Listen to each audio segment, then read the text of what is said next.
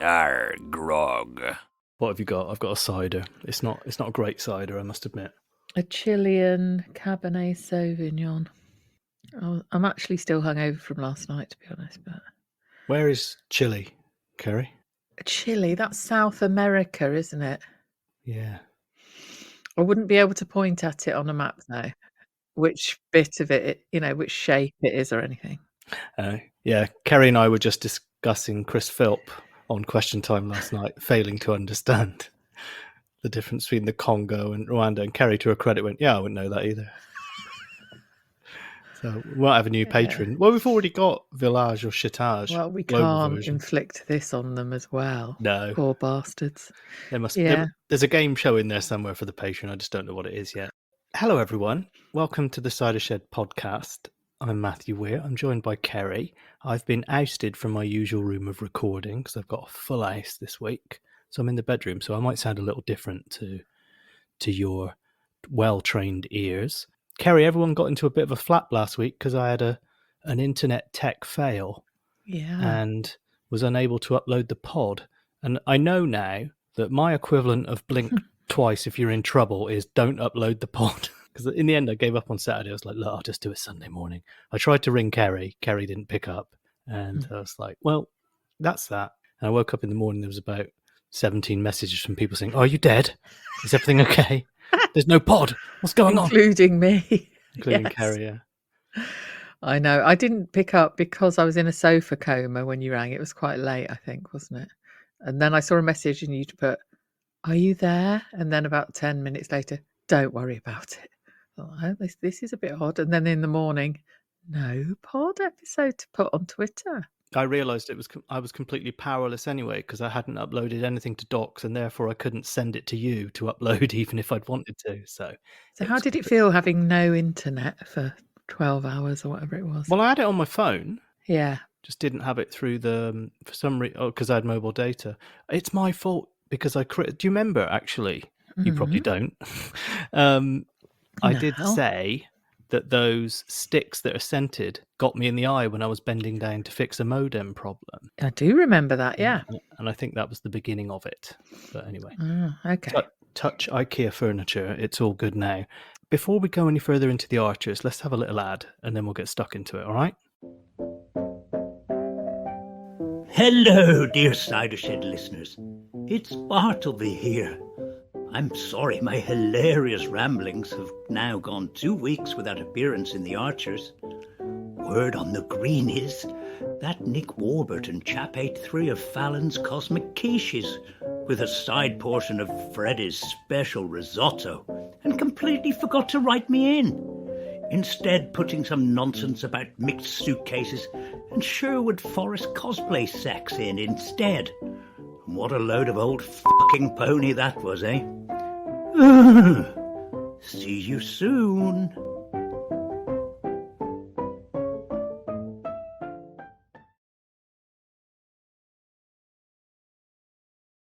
Before we've even done that, Keri, I just went off on one. How are you? That's all right. I'm okay. I'm a bit. I was on a work social last night. We went to play bingo in Shoreditch, and it was less like bingo, more like Squid Games. Isn't it Beardo in Shoreditch?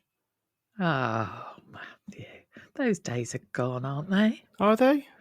I think it peaked. £8 for a bowl of Frosters. It's very nice in Shoreditch, full of lovely people. Nathan Barley. Oh, I loved him. Yeah, so I was out. I didn't get home till midnight. I left the house 6:30 a.m., got back at midnight. I wasn't drinking for all of that time. I was working, and then we went out to this bingo place that was insane. I'll send you a little video of it, Matthew. Nice. Did you win? No. Okay. Did they do all the traditional kind of names for the numbers, or did they? No, it was like the Squid Games in there. It was really sort of like there were robots, there were dancers, it was all dark.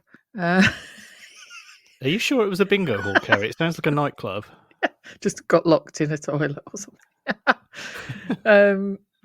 It was great. I want to go again. It was just a 90-minute session. Yeah, I went to this great bridge club the other night. There were women dancing on poles, everything. Never seen anything like it. just to give listeners an insight into the production side of the pod, yesterday Keri and I originally said we were going to record at lunchtime today, which is Friday, and Keri said, I'll make my notes on the train. And then I said, why don't we do it later? And Keri said, great, because I'm kind of pissed and I don't want to do it on a train right now. Yeah. I did download the episode so that I could listen to it on a train, but I got on at London Bridge at sort of like 10:30 at night, as if I want to listen to that then to 4 episodes of The Archers and make notes that would be in any way coherent the next morning. Well, let's see how coherent you are. Yeah. On the first subject we've got on our piece of paper, which is Alice and Harry. Yeah. It's inevitable? Ooh, I guess so. Dramatically inevitable. It's a massive shame on many fronts, I think, isn't it? Well, there's 2 things that she happened, shagged isn't him. it? Yes. That she's having anything to do with him. She invited him in for a cup of tea. That turned into dinner. He read Martha a book and said, I love Martha. Oh. And I thought, you've known her 5 minutes. This is manipulative talk. Back off. Next thing we know, he couldn't find his sock because it was thrown in the log burner in a wild, passionate sexual encounter. I reckon he's got tweedy striped socks. Tweedy striped? Yeah. Okay. Well, he also made a point of saying, how's Martha?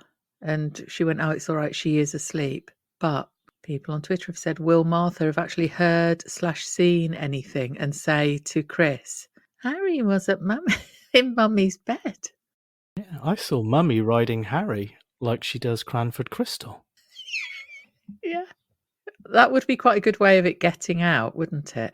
Can she speak even? We've never heard her, have we yet? I don't know. I mean, I think Martha's pretty primitive because on Sunday, Alice was really worried that she was going to go on the cricket pitch. I mean, is she not potty trained or toilet trained or what? Oh.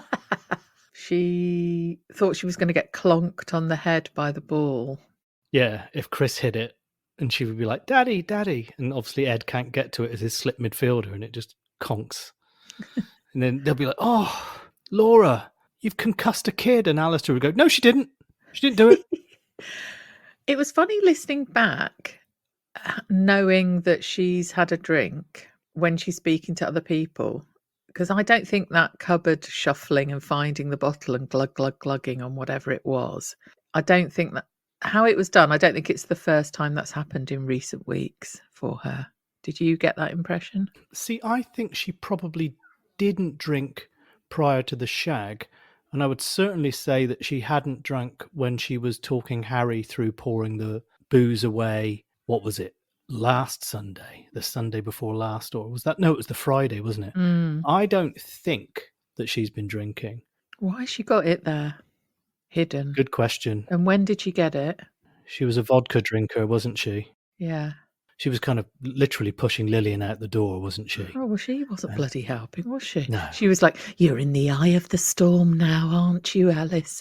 You know, single mum, working really hard.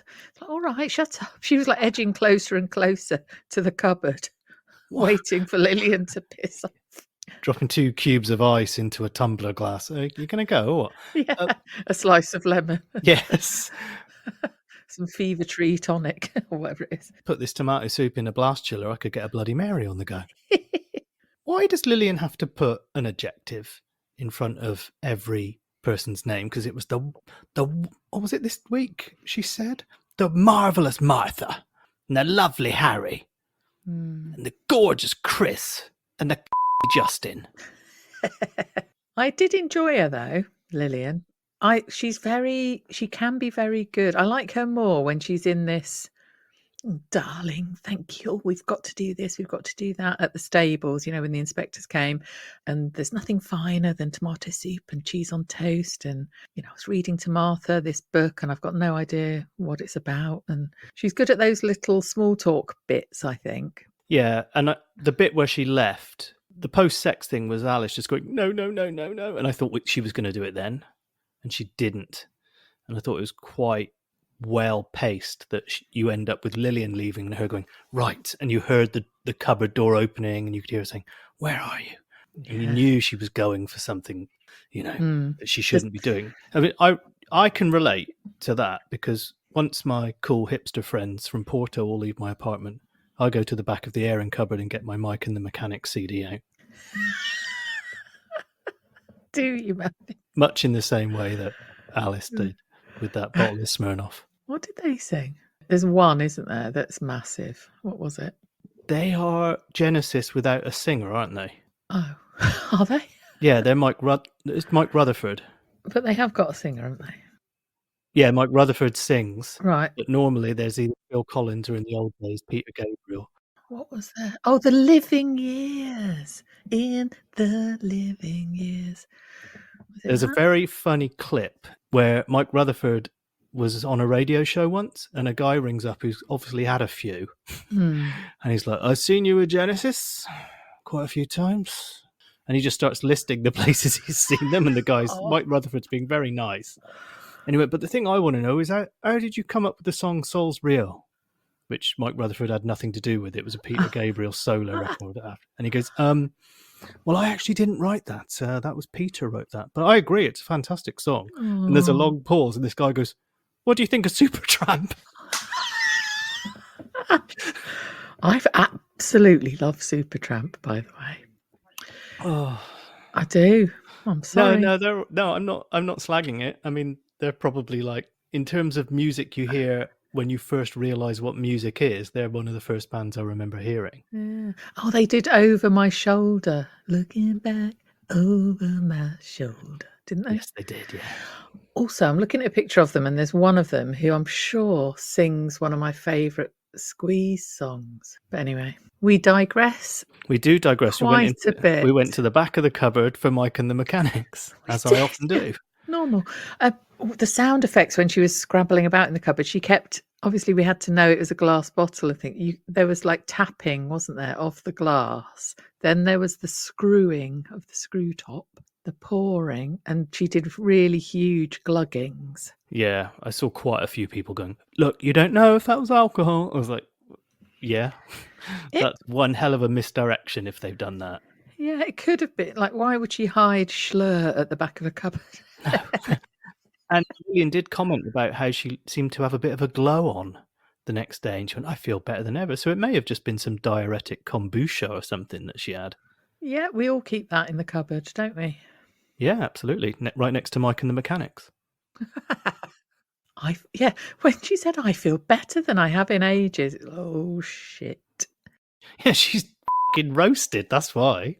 The next thing that she was going to say was probably like, do you fancy a kebab, Auntie Lillian? Yeah. Also, when the inspectors came, she'd done she was drilling bloody things onto fences and stuff or whatever, stable doors. She'd sorted out, told all the staff they were coming, had made sure the out-of-date hats were all hidden away next to Mike and the Mechanics. So she was kind of overcompensating a bit, wasn't she, for the slapdash approach before. And that was interesting because that was the day after the drinking as well, wasn't it? So she was up early, she was doing loads of stuff. It wasn't as though she had drunk so much that she couldn't function the next day at this point anyway. Maybe it was just that glug because she said, yeah, she got a full night's sleep, didn't she? Slept right through. Yeah. Martha didn't wake her, so... She probably was trying, which is a bit of a worry, isn't it? I think, it's just, this is the tragic bit, isn't it? Well, one of them, that she could well be a drunken mother in charge of an infant. And are we going to have a situation where Harry cleans up and Alice is back in the mud?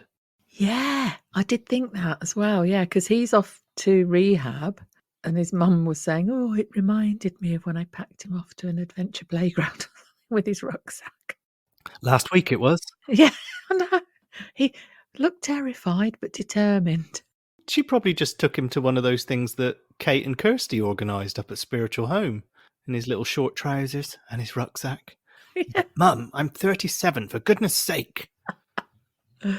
Because he also offered earlier in the week, or was it last week, he sort of went, I know, I'll come to your meeting. You come to mine, I'll come to yours. Like, no, it doesn't work like that.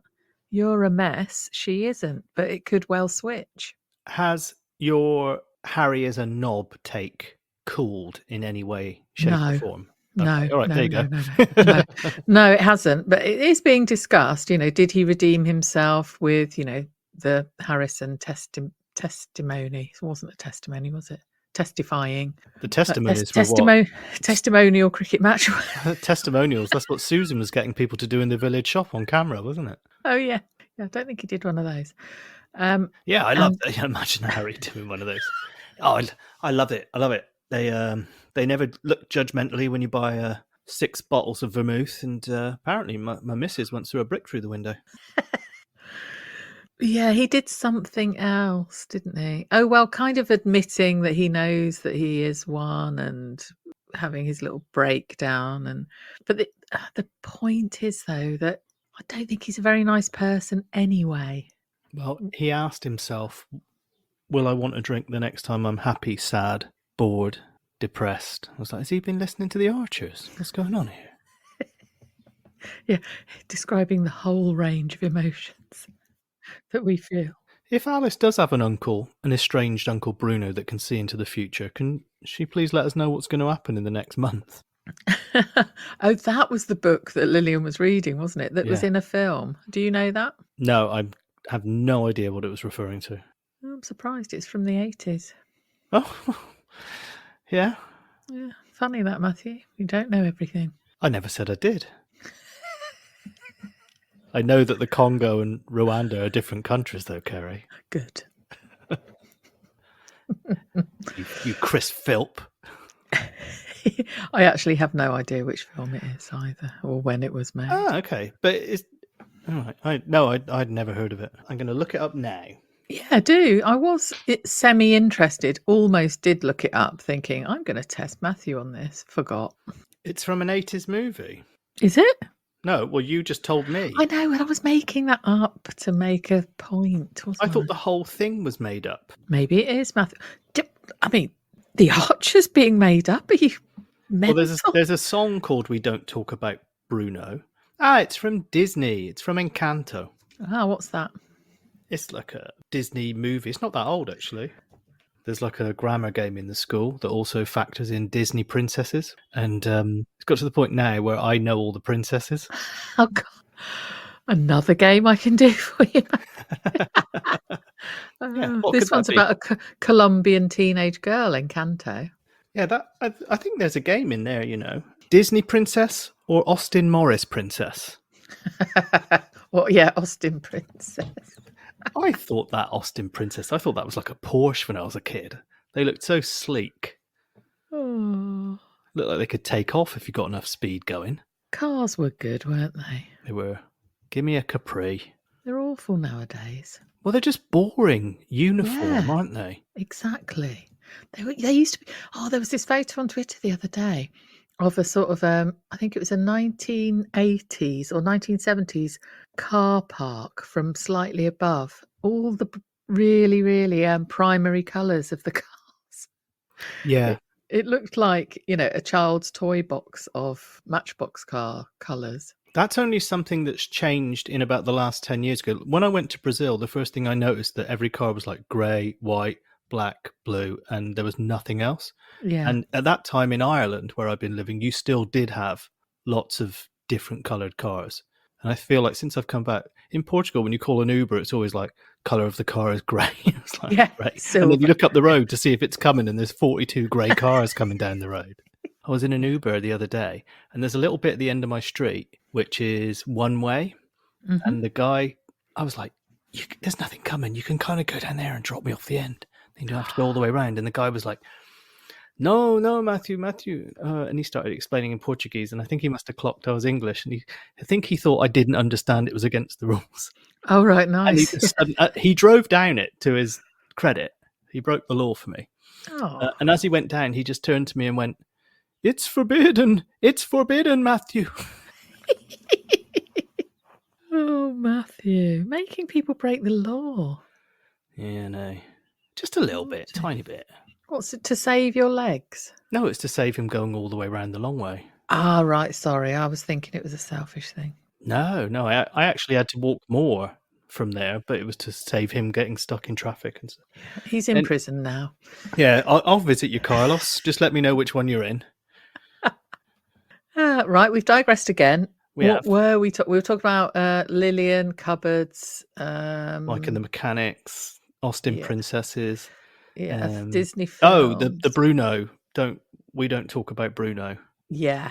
All right. Well, anything else to add on Alice that you think we've missed? Still sniffing, isn't he? Yes, he was sniffing again. Yep. I feel like just editing together all his sniffs. Yeah, please do. Can you imagine trying to find him? Wouldn't be hard. I mean, he does it every episode, doesn't he? Yeah. Maybe that'll be his final word as he sort of dies. Keri. Yeah? Did you hear how Lillian said issue? I did, Matt. I thought of you immediately. I didn't think that they were an issue. It's more issue than issue, wasn't it? And when you've got the prof, Jim Lloyd, saying issue, no one should be saying issue.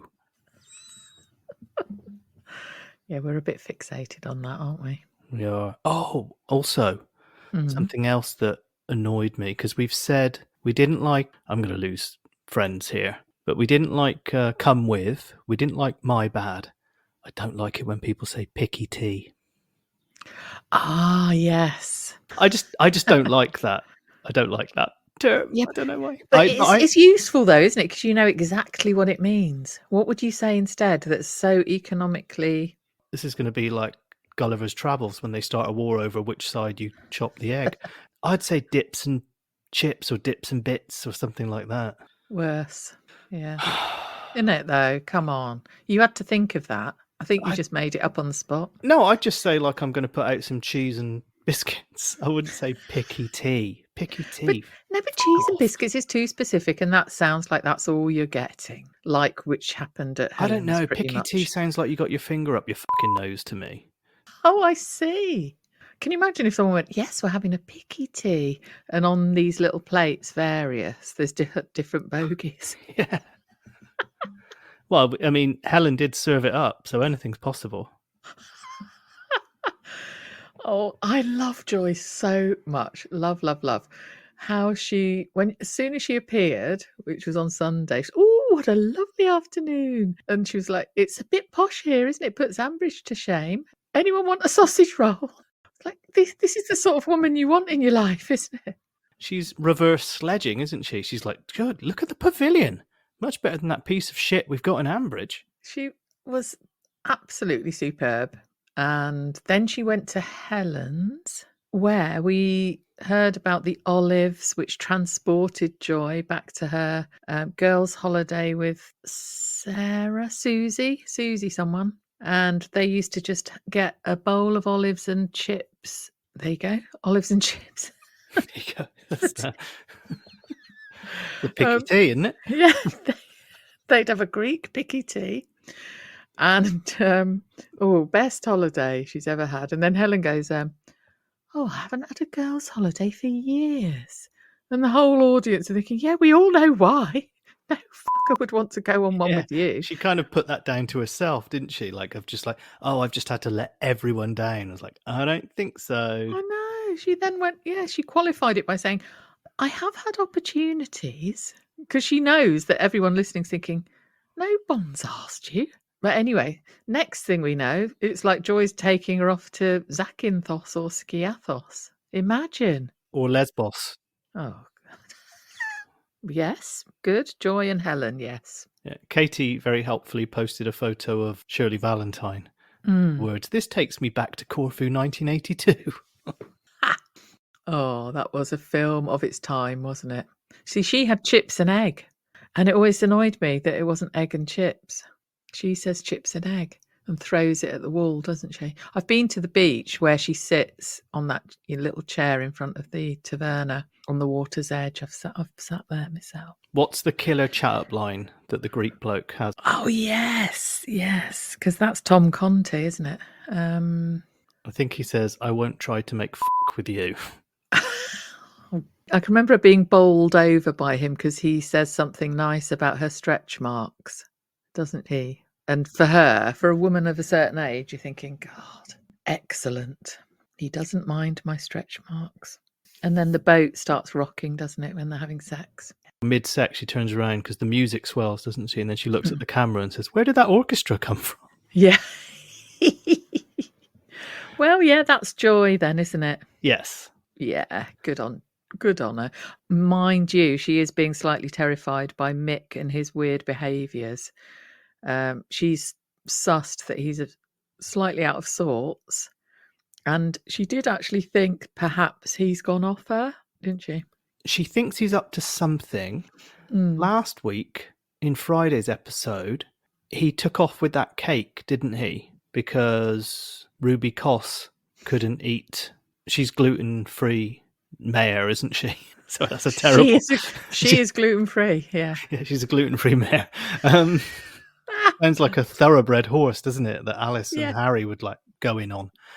He said he was going to share that with Joy. Joy didn't mention anything about a cake, did she? Yeah. Did he scoff it all himself? Yeah. So she said he's been acting strange. And then suddenly, ding dong. And Az was like, "Hello, I'm here to view the house." And Helen goes, "I live here." And I was like, "Great, Mick sold Helen's house." That's what he's been up to all this time. I quite enjoyed... See, this week didn't have any silly bits in, did it? Where they're trying to be funny. No, I would agree with that, yeah. Which was good, refreshing. You're nice. Still hurting from the suitcase. Oh, Kerry, I was going to have a little bet with myself how many times you'd make the noise, and that was a kind of a withered version of it right there. Yeah, it was, but that was about the previous week. I don't think I made that sound once this week. No. Kerry, let's have a little break, and then we'll come back and tidy up any other bits that we haven't done yet, okay?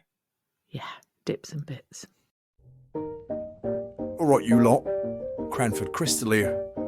I hear you've been tuning into the Grange Farm Ponce Bartleby's channel. I heard he can be quite poisonous and negative. Better off with me. I got all the goods.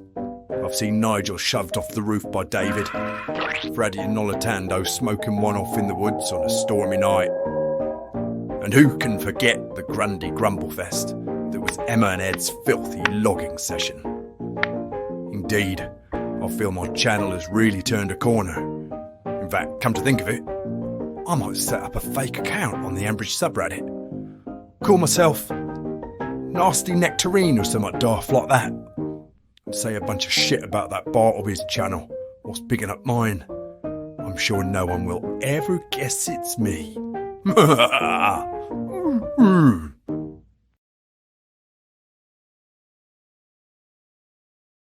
I think I've just discovered there's a rapper called Picky T.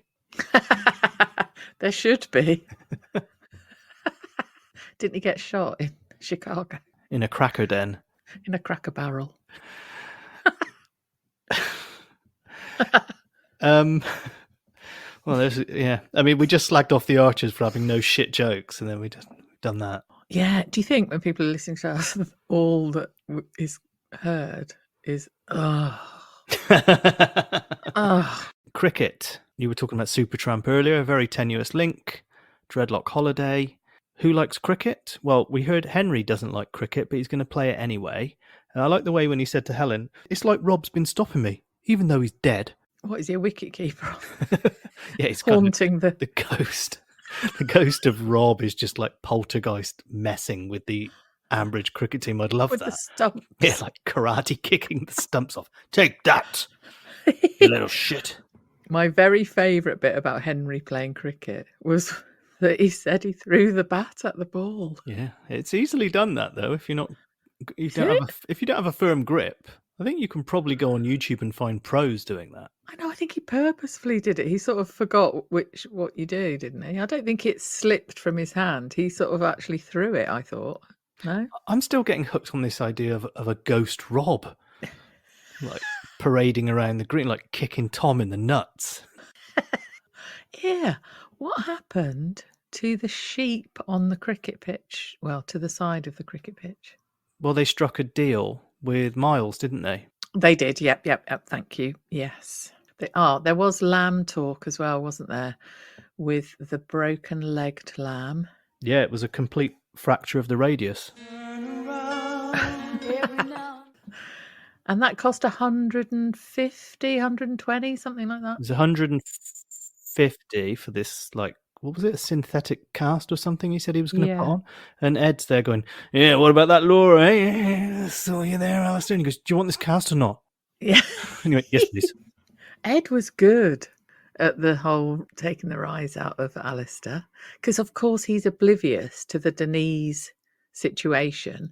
So later he did that in front of Denise as well, didn't he? He said, oh yeah, I'm just encouraging Alistair because Laura was cracking onto him, and you're single, Alistair, why didn't you ring him? And Denise was pretty much like, well, if you want to, then yes, why don't you? Double trouble, wasn't it? I really hope he does. Yeah, me too. Not least because Laura sounded absolutely fantastic on Mike. Yes. Yeah. Another one on Mike. Another one on Mike. I mean, that guy, he gets so much action, doesn't he? He's not even in it. He's not on Mike.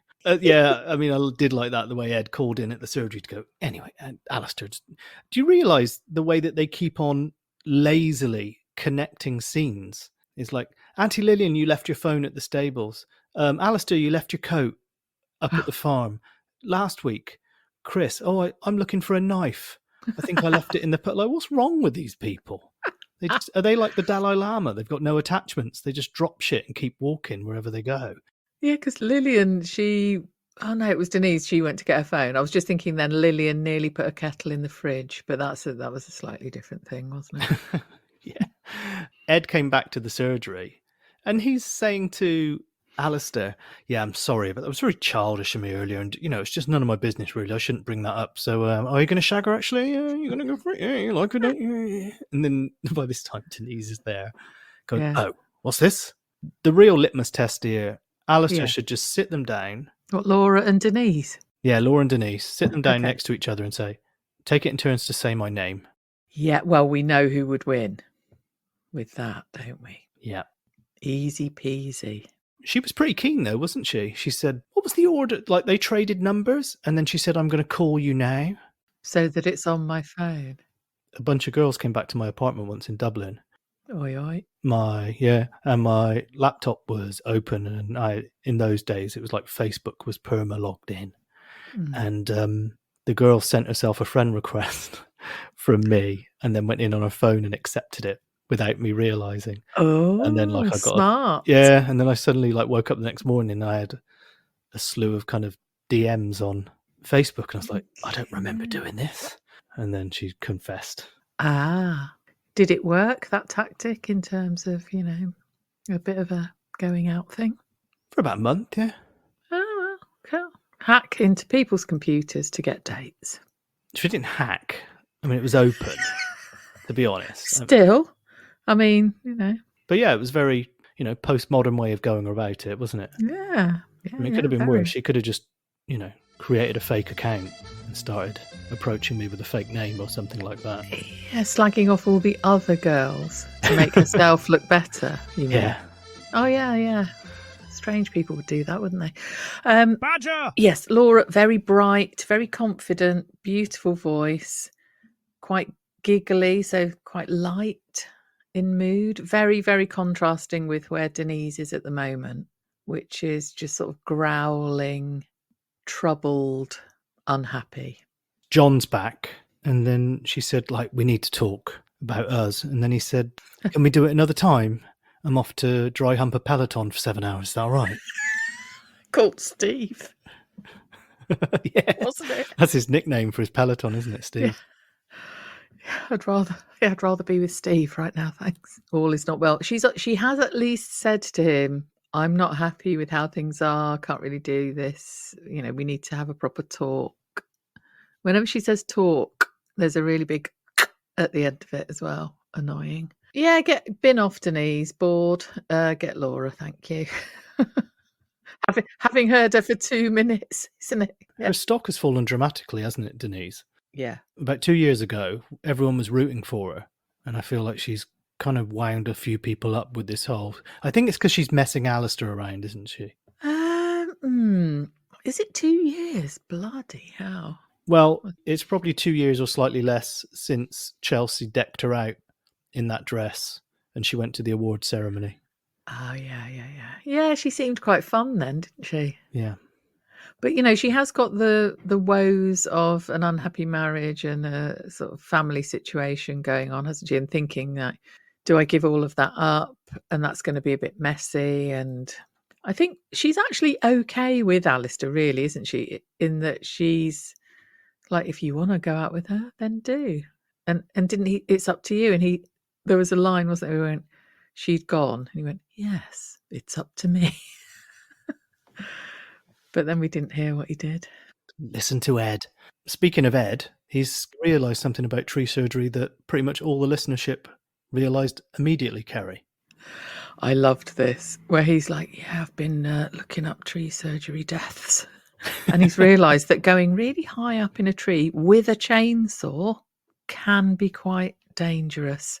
You've got your chainsaw injuries, you've got your falling out of the tree injuries, and you've got the branches falling on you injuries.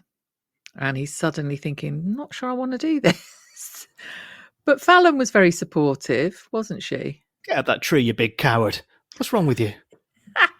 Life is risky. Just, get on with it, grasp it. And I liked how she went, listen, you two, you're well prepared. I thought, God, they've looked it up on Wikipedia a couple of times. Yeah, she said they've been planning it for months, and Emma talks about it so much. I almost feel like I could be a tree surgeon. I was like, really? Has she been on the quiches? Ed's there with Harrison going, do you know what, Harrison? I went online. You have to climb up trees to do this work. Did you know that? With an electric cutty thing. In Ed's head, it was like an episode of ER, and on the operating table is like a little, log. Yeah, Adam. Yes. So yeah, Ed's only just realised tree surgery is going to be quite difficult. Yep. And now we're going to have a break. Are you tired of seeing our beloved Ambridge animals exploited on social media platforms like Instagram and TikTok? Well, listen up, because the Crackademic Archers Charitable Institute of Massively Overthinking Things from an agricultural radio soap is here to make a change. Picture this. Bartleby the pony at Grange Farm, subjected to a grueling work schedule producing an hourly gossip channel under immense pressure from the Grundys. Cranford Crystal, the horse at Lower Loxley, forced to wear sequined costumes and make diss tracks about his fellow animals, all for the sake of likes and clicks. Barry the Brookfield badger, often to be found on David's Facebook Live page, singing the latest releases from Taylor Swift, with his cruel master's gas bottle at the ready, should he get a lyric wrong. Shake it off! Sorry, not enough feeling, Barry. And let's not forget Bess the sheepdog's Flat Earth Substack, Monty the long-suffering Doberman at Ambridge Hall with their Kate and William YouTube channel, and Eccles the peacock, who was tragically flattened by evil landlord Kenton after refusing to post twerking videos on Twitch. These innocent animals deserve better. They deserve to be treated with respect and dignity, not as mere props for social media entertainment. You can make a difference by supporting the Crackademic Archers Charitable Institute of Massively Overthinking Things from an agricultural radio soap. Together, we can put an end to repulsive animal exploitation on social media. So please donate now to help us protect Bartleby, Cranford Crystal, Bess, Monty, and all the other animals of Ambridge. Remember, every contribution counts. Please give generously or send bananas. We're not picky.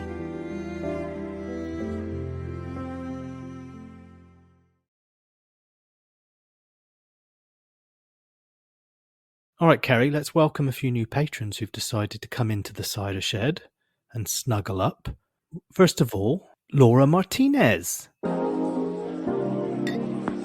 A big Cider Shed hug to new patron member Laura Martinez. We're so happy you've decided to join us, and we're eternally grateful for your help. What's your tipple? I hear the Banana Badger Banshees are good.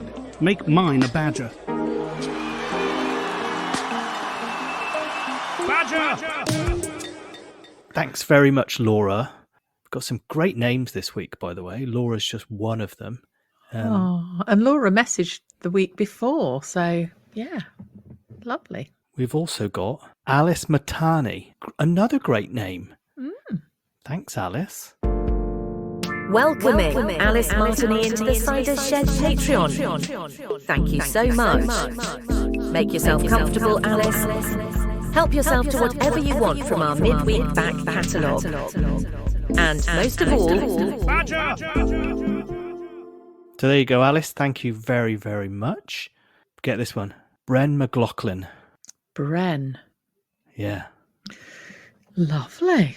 I can see that up in like Hollywood Lights, can't you? Bren McLaughlin. Is it Brenda? Is it Brendan? Bren. Simple, beautiful, classic. Oh, this is lovely. Welcome, everyone. Yeah, here you go, Bren. Hey there, Bren McLaughlin. The Cider Shed is pleased to have you as a new patron. Thanks for your support. Get under the covers and badger away. Badger time. Badger! Cheers, Bren. And also, Joan McCarthy. Couple of Macs. Got a McLaughlin and a McCarthy. Thanks, Joan. Hey, look! It's Joan McCarthy entering the Cider Shed patron. Well, ain't that just the sweetest thing? Thanks, Joan. We really appreciate it. Now fancy a... Badger! Badger time. Hello, Joan. Thank you. Thank you very much. And also, a little shout out to Patricia Walsh, who we had some lovely correspondence with. Went out of the Cider Shed temporarily, but messaged us about it. Came back in. So this is a little something for you, Patricia. Hey, Patricia. Welcome back to the Cider Shed Patreon. We missed you. Thanks so much for your help. There's a big fluffy badger on its way to you in the mail.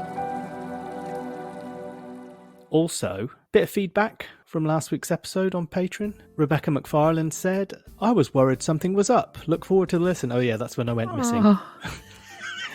Yeah. Catty. Yeah. Catty said, yay, I enjoyed your difference of opinion on Faulty Gables. I can also hear Peter's justifiable rant about the Ambridge class system where Horrobins aren't allowed to have ambition without it being crushed by the ruling archers. I also hope Harry's bloody sniff is an actual thing, or what the hell are they playing at? Probably nothing knowing them, and it's the actors Ryanitis playing up in a dusty studio. Oh God, what if it is? I fear that when I mention Justin's croakiness. You know, the phlegm. Yeah. I think, oh shit, he's perhaps got some sort of phlegm pocket. Rod said, bye. Always makes me think of Shaun of the Dead. Oh yes. I think I've seen Hot Fuzz a multitude of times. I think I've only seen Shaun of the Dead once. I'll have to go back and watch that. Yeah, it's great. James said, so pleased when Keri gagged at the phrase come with. I thought I was the only one who cringes when I hear this.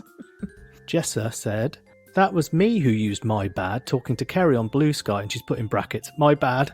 Funny thing, I don't even like that expression. I used to make fun of it too when I heard kids saying it. I think that's how language can go from laughable to mockable to common use while we're not paying attention. True. It creeps in, doesn't it? Hang on. Viv said, I'm lying in bed in dark shouting, cousin, at you guys. Please listen. Great episode, though. Yeah, that was when I lost it last week trying to figure out the connection between... I'm not even going there. Yeah, please don't start that again. Jesus. I just enjoyed the fact that you didn't know what was happening. Yeah, my brain didn't know. Badger! Pat said, Matthew, you're not alone. If you listen to Ambridge on the couch, you'll find Harriet was laughing out loud at the suitcase antics. By the way, I was also screaming, they're cousins! Embarrassing, as on a coach from London at the time. Yeah, Harriet was a fan of the older... Well, the funniest thing last week was I was doing a business presentation thing, and there was a video and an example of someone who gives a terrible business presentation, and playing the part of the person giving the awful presentation was Harriet. Yes. I reminded her that one of the funniest moments in the video was the guy said, why didn't you call me if you needed help with the presentation? She went, you were in Stuttgart. Therefore impossible to come. Yeah, of course, yeah. And she just wrote back, Stuttgart, hilarious. I never need to see this, by the way. And I said, I promised her I'll burn every copy in the school. Siobhan said, I'd buy Cider Shed H, and then she followed up with merch. Right, good. That's one customer. Louise has chimed in, Keri, Wednesday, Thursday, pile of shit. My husband. That's another version of the Happy Days theme. Wednesday, Thursday, pile of shit. Friday, Saturday, there isn't one. Yeah, like it. Richard Webb commented on Pony and Crap from a couple of weeks ago. And when I talked about James Baxter, do you remember? He said, I remember that, yeah. He said, Keri's lack of Adventure Time knowledge is unacceptable. Yes, I'm very old. Unacceptable! That is a line from the character Lemon Grab, who's a really freakishly annoying character in it. Of course it is, man. In Adventure Time. And I said, nice Lemon Grab reference there. And he said, imagine him and Helen as a couple. To which I replied, Helen Grab. Oh, Audrey-Ann said, I didn't change my team name or my low ranking. Oh, that's funny, isn't it? Listen, guys, all patrons, thank you so much for helping. Like, we're very, very grateful for all of that. Oh, thanks for mentioning football, though, Audrey-Ann. It was an interesting week. It was, yeah. Week. Liverpool really threw it all away, didn't they?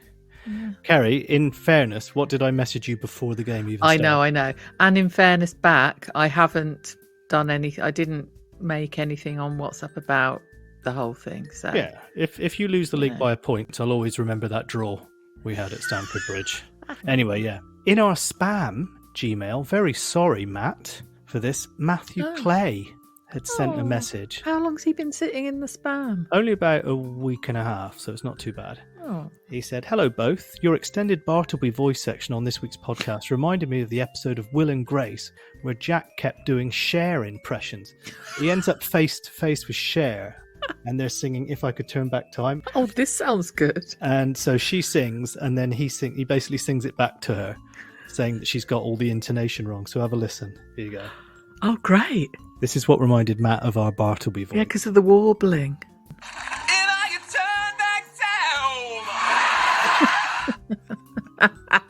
Does that sound like us doing Bartleby? I don't know about that. Oh, that is fun. I want to watch it. Over on our Facebook page, the Cider Shed Podcast, sign up. Just got a very easy question to answer. As said before, Katie posted the photo of Shirley Valentine. Lots of Alice panic going on over there. Kay said Alice will be pregnant, won't she? Oh, God. It is sad, isn't it? But true that whenever sex occurs, the audience immediately thinks, will there be a baby in 9 months' time? Or a pregnancy-ish issue to deal with in like the next few weeks? No. Ian posted, yes, Fun Alice is back.